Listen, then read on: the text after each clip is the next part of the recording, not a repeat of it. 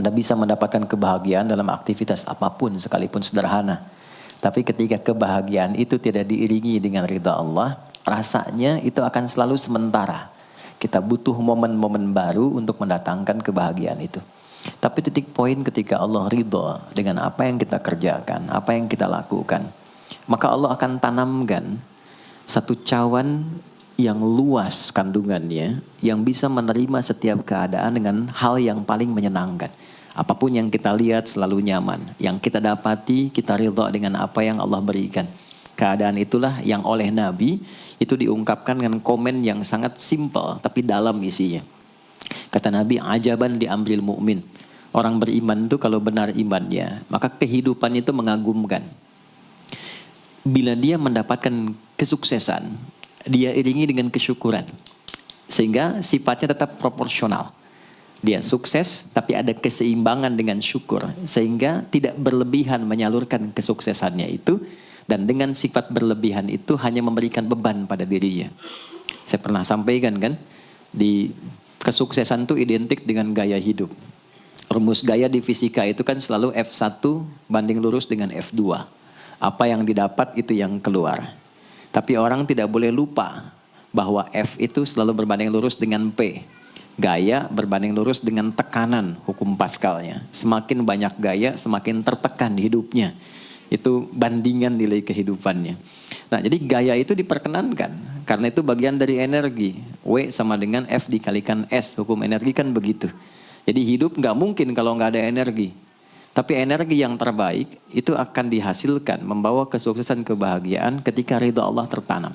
Saat dia sukses, dia bersyukur sehingga proporsional. Saat dia merasakan duka pun, dia nyaman karena punya sabar. Nah, sabar itu mahal. Di Jepang ada banjir, itu bisa minta maafnya luar biasa, tak tahan dia bunuh diri. Di kita banjir bisa berenang, itu gambaran. Cuma kalau nggak seimbang repot juga. Nah, membangun keseimbangan itu butuh konektivitas yang kuat dengan Allah. Konektivitas itulah yang dalam bahasa agama disebut dengan sholat namanya. Ya. Di pertemuan lalu kita sudah mencakup beberapa bagian dari sholat itu. Tapi saya ingin tekankan sedikit untuk menguatkan. Salat berasal dari kata wasala atau silatun. Dasarnya kata wasala yang berarti terkoneksi dengan kuat. Terhubung dengan erat. Kita pernah dengar istilah silaturahmi kan? Ya kan?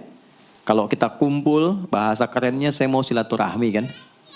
Tapi goalnya tercapai nggak? Ya, silaturahmi itu kan dari kata silah, terhubung dengan erat, rasa sayang dan perhatian. Sehingga parameternya itu bukan saat datang. Kalau datang kita nyapa, wajar karena orangnya ada. Tapi kalau berpisah kita masih ingat, masih peduli, masih mendoakan, masih ngontak, itulah silah namanya. Di setiap keadaan kita masih terkoneksi. Keadaan kita yang terhubung dengan Allah. Sehingga di setiap tempat kita diperhatikan, di pekerjaan kita dibimbing, di rumah tangga kita diiringi. Sehingga semua berjalan mudah dan membahagiakan. Yang melatih kita untuk terkoneksi sehingga nggak putus dengan Allah, itulah yang disebut dengan sholat. Sehingga goal dari sholat itu adalah membangun konektivitas kita dengan Allah yang kuat. Itu yang dimaksud di Quran surah keempat An-Nisa di ayat 103. فَإِذَا قَضَيْتُمُ الصَّلَاةَ maka jika anda telah tuntas mengerjakan sholat, فَاذْكُرُوا اللَّهَ. Ukuran keberhasilan sholat anda itu ketika anda merasakan konektivitas dengan Allah mulai nyambung. Qiyaman, jalannya ingat Allah. Sehingga kalau orang jalan, bekerja di apapun, saat dia ingat Allah, dia bisa memfungsikan tubuhnya sehingga tidak mengerjakan apa yang Allah tidak sukai. Gak akan mungkin anda melihat sesuatu yang tidak Allah senangi. Dalam keadaan yang sama anda ingat Allah. Gak akan mungkin melangkah pada tempat yang salah saat ingat Allah.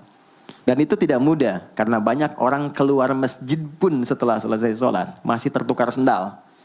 Padahal kalau dia ingat Allah gak mungkin itu terjadi. Itu pelajaran dasarnya. Wa qu'udan wa ala junubikum. Baik itu duduk bahkan sampai berbaring. Ada koneksi. Nah jadi singkatnya, sholat itu semua gerakannya, semua bacaannya, Dari mulai kita bertakbir sampai kita salam, bacaan yang mengiringi, itu bukan sekedar gerakan hampa makna, formalitas kita bergerak dan berakhir, bukan sekedar membaca bacaan yang tidak ada isinya, tapi semua bimbingan bagaimana kita diajarkan langsung oleh Rasulullah bisa mengoneksikan lewat gerakan dan bacaan itu tersambung kepada Allah, sehingga feedbacknya semua apa yang kita bacakan dijawab oleh Allah. Semua gerakan yang kita lakukan ini hakikatnya bimbingan tentang inti kehidupan kita. Jadi di sholat itu ada bacaan, ada gerakan, ada hikmah, ada maknanya semua. Jadi bukan kita takbir begini hampa saja. Tidak. Kenapa mesti begini? Kenapa tangan yang kanan menutup yang kiri? Kenapa bacaannya setelah itu ada iftitah, ada al-fatihah? Itu ada maknanya. Dan dahsyatnya semua profesi-profesi sahabat dan generasi setelahnya yang belajar dengan benar tentang sholat ini, itu semua merubah hidupnya jadi lebih sukses dari apapun yang mereka pilih dalam menjalani hidup. Dan yang paling hebat, itu yang menjadikan Nabi mendapat perintah pertama bukan zakat, bukan haji, bukan umrah, bukan puasa, tapi sholat. Dan perintahnya khusus, spesial, disampaikan dalam peristiwa Isra Mi'raj untuk memberikan pesan begitu tingginya nilai sholat ini untuk kehidupan manusia. Mohon izin maaf bagi teman-teman yang baru bergabung, supaya tidak banyak mengulang, teman-teman bisa cek kembali di pelajaran sebelumnya. Kita kemarin telah selesai di pembahasan iftitah dengan tangan kanan meletakkan di punggung yang kiri, lalu kemudian diletakkan di atas dada seperti ini. Kesimpulannya adalah, saya cepat saja, dari mulai kita bertakbir, kalau ingin terkoneksi dengan Allah, maka fokuskan diri kita untuk tersambung. Buang urusan dunia semua ke belakang. Jangan bawa dalam sholat. Kalau ingin kita tersambung dengan Allah, tepikan yang lain, hadapkan diri kita, pasrahkan. Hanya Allah yang tinggi, yang agung, yang istimewa. Kalimat agung, tinggi, istimewa, itu disebut dengan akbar. Maka kita ucapkan Allahu Akbar. Kita buang semua urusan dunia ke belakang, pasrahkan diri kita, hadirkan sekarang hanya Allah yang agung saja. Itu poinnya. Kenapa problemnya tidak sedikit orang sholat itu sulit menemukan kekhusyuan? Karena dia bertakbir masih membawa dunia. Dia tidak sholat dengan memahami gerakan takbirnya. Dia jadikan sebagai formalitas. Apakah benar? Secara fikih benar. Gugur kewajiban, dapat pahala sesuai keikhlasan, tapi value dari sholat yang mahal itu nggak dapat. Itu poinnya. Buang semua urusan dunia, kemudian tambatkan diri kita hanya kepada Allah. Dan uniknya kata Nabi, di fase itulah setan mulai bertugas yang mengganggu kita, supaya kita tidak fokus untuk memahami dan melakukan apa yang kita baca dan kita gerakan. Ada setan khusus menggoda orang sholat, namanya khanzab. Nanti ada 9 jenis setan yang detil tugasnya itu berada di sekitaran kita. Mungkin satu kali Mas Baim kita belajar tentang fikih setan. Belum pernah ada kan ya? Anda kalau ke sini cuma tahu jalan yang lurus, nggak tahu macetnya, nggak tahu lubangnya, sulit menghindarinya. Kebanyakan orang belajar tentang malaikat, tapi nggak belajar setannya, sehingga nggak tahu setan apa yang sedang memprovokasi dirinya. Di Quran, malaikat disebutkan 88 kali, setan disebutkan 88 kali. Kalau kita cuma dengar motivasinya, nggak tahu provokasinya, kita nggak tahu bagaimana cara menghindari yang ini. Itu poinnya. Khanzab itu, dia menggoda orang sholat, dimulai dari takbir. Jadi kalau belum takbir, Anda bisa merasa fokus apa saja. Nggak percaya silakan. Sebelum takbir tuh bisa siap fokus. Tapi begitu Anda mulai bertakbir, di hadis riwayat Abu Daud, Allahu Akbar, fayaqulu syaitanu. Maka di sini setan mulai tugasnya untuk mengganggu orang supaya nggak dapat nilai-nilai tadi. Maka dia berkata, udhkur kadza. Kamu ingat ini ya, kamu ingat itu ya. Betapa Anda memulai dengan membuang semua urusan dunia. Tapi kalau sudah takbir, itu setan yang install. Masuk sendiri dia. Makanya kalau nggak percaya silakan nanti zuhur tuh ya. Begitu Anda takbir, itu masuk semua. Ingat ini, ingat itu, mobil parkir di mana. Sampai ceramah saya sekarang pun itu akan masuk. Ingat ya, ada setan yang goda. Nah itu setan itu. Itu setan sendiri. Membuat kita itu begitu lupa. Sampai lihat ujung hadisnya. Hatta la yash'ural musalli kam raka'atan yusalli. Sampai nanti akan ditemukan orang sholat. Dia tidak sadar berapa rakaat sedang menunaikan sholatnya. Nah itu kalau Nabi sampaikan pasti terjadi. Poin. Untuk kita bisa mengatasi itu, poinnya apa? Quran surah ke-29 dulu, ayat 45. Quran surah 29, Al-Ankabut, ayat 45. Di Islam tuh uniknya begini, istimewanya. Enggak ada satupun ibadah yang hasil kreasi manusia. Semua terukur. Ini dalilnya, alasannya, landasan kita ibadah itu dari Tuhannya ini. Penjelasan contohnya ini dari Nabi.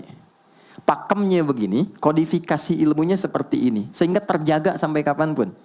Dan tidak ada satupun yang kita kerjakan dalam ibadah, kecuali semua punya landasan yang kuat. Dan hebatnya diterangkan. Ini caranya, ini bacaannya, ini maksudnya seperti ini hikmahnya. Kenapa Anda begini? Kenapa begitu? Hasilnya apa? Ketika seseorang sedang memulai sholatnya, dari awal dia pengen fokus, tapi ketika dia mulai bertakbir, muncul godaan, maka sebelum sholat ditunaikan, Allah sudah ingatkan, Utlu ma uhya ilaika minal kitab. Utlu itu dari kata tilawah.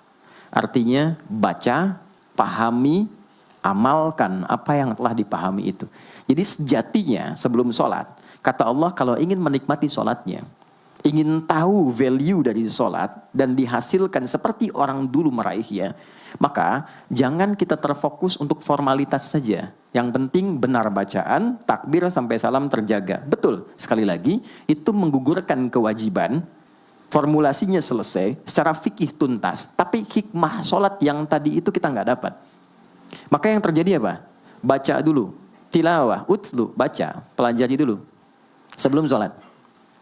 Kemudian pahami, kenapa takbirnya begini? Kita kemarin sudah belajar. Kenapa tangan kanan menutup yang kiri? Apa maksudnya sampai kita diperintahkan sholat?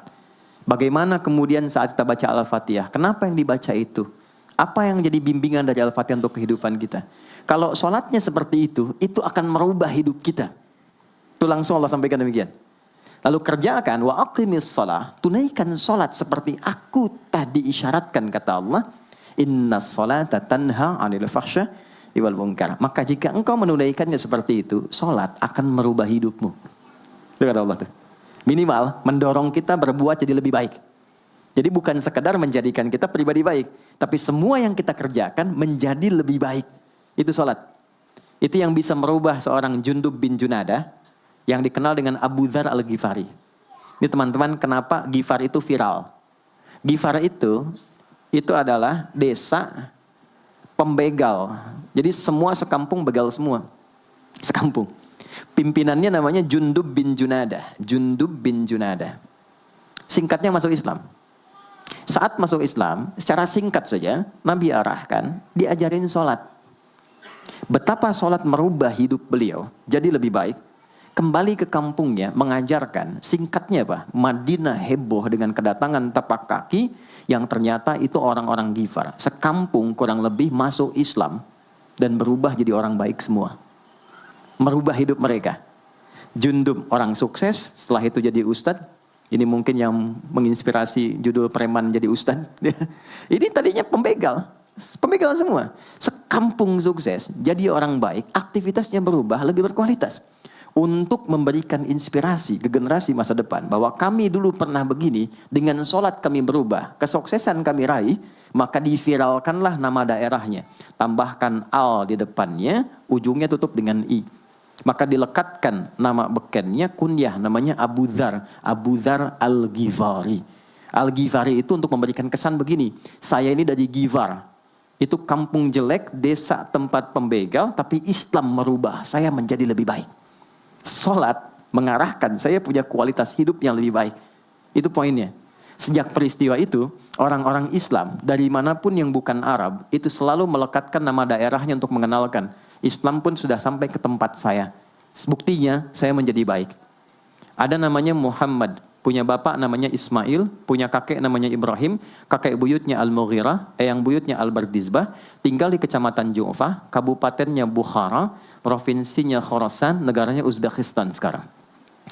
Maka karena dari Bukhara, dia kenalkan diri, datang ke daerah Arab, saya dari Bukhara. Rumus yang sama, tambahkan al di depannya, ujungnya i. Maka dia katakan, ana al-Bukhari. Itulah Imam al-Bukhari. Bukan orang Arab. Kita punya guru besar Syekh Nawawi dari Banten. Ana Nawawi al-Bantani. Ana Ahmad Yasin Al-Padangi. Tapi kesan kota itu untuk menunjukkan Islam telah sampai ke tempat saya dan merubah saya menjadi lebih baik. Kang Baim datang ke Mekah umrah, katakan saya Baim Bong al tanah kusiri. Maka kesan yang dibangun itu telah sampai ke tempat saya, merubah saya lebih baik. Saya Arman al Pondok Indahi misalnya kan, tidak masalah. Itu sah. Dan orang mengenal, oh rupanya Islam telah ke setiap wilayah. Tapi value-nya sampai enggak. Jangan cuma kita katakan saya dari fulan, saya dari tempat A. Poinnya adalah apa yang merubah engkau dari Islam menjadikan engkau lebih baik. Jadi kalau ada orang Islam mengaku Muslim, lisannya tidak lebih baik. Maaf sekali, telinganya mendengar tidak yang baik, perilakunya kurang baik, maka dipertanyakan klaim keislamannya. Sudah sejauh mana saya mendapatkan keberkahan dari Islam itu? Itu yang menjadikan kenapa sholat paling pokok dipaksa kita wajib. Bukan karena sujud rukuknya. Anda tidak sujud pun tidak akan menurunkan status Allah sebagai Tuhan. Tetap Tuhan. Tapi ternyata ada value besar yang dengan kasih Allah diminta kita sholat supaya kita minimal jadi orang baik. Dan sukses dalam hidup.